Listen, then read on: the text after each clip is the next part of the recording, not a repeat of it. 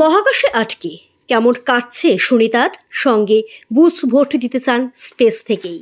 মহাকাশে আটকে পড়েছেন বুচ উইলমোর এবং সুনিতা উইলিয়ামস। আন্তর্জাতিক স্পেস স্টেশনে তাদের রেখেই পৃথিবীতে ফিরে এসেছে মহাকাশযান স্টারলাইনার। এখন কেমন কাটছে দুই মহাকাশচারীর?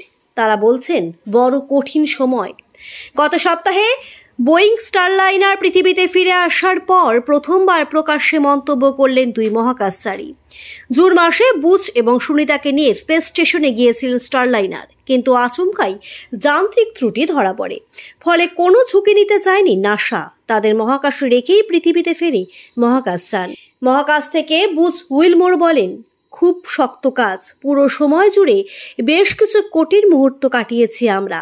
সঙ্গে তিনি যোগ করেন, মহাকাশযানের পাইলট হিসাবে আপনি কখনোই চাইবেন না যে আপনাকে ছাড়াই মহাকাশযান চলে যাক, কিন্তু আমরা সেই পরিস্থিতিতেই পড়েছি।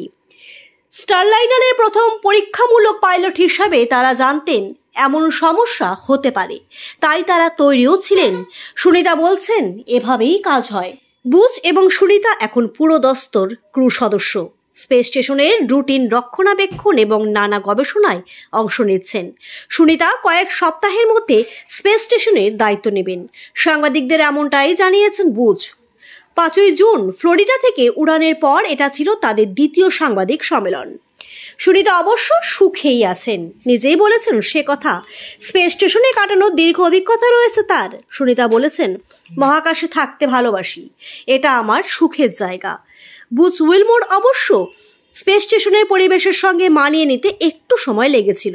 দুজনেই বলছেন, সকলের প্রার্থনা এবং শুভকামনায় আমরা কৃতজ্ঞ। মায়ের সঙ্গে অনেকদিন দেখা হয়নি সুনিতার, তার মন খারাপ। বুচ উইলমোর ছোট মেয়ে এবছর স্কুলের গণ্ডি টপকাবেন। এই সময়টা মেয়ের সঙ্গে থাকতে চেয়েছিলেন তিনি, কিন্তু মহাকাশে আটকে পড়া সম্ভব হচ্ছে না। এই নিয়ে চিন্তা রয়েছে তার উপর নভেম্বরে মার্কিন মুলুকে রাষ্ট্রপতি নির্বাচন। মহাকাশ থেকেই ভোট দিতে চান বুচ।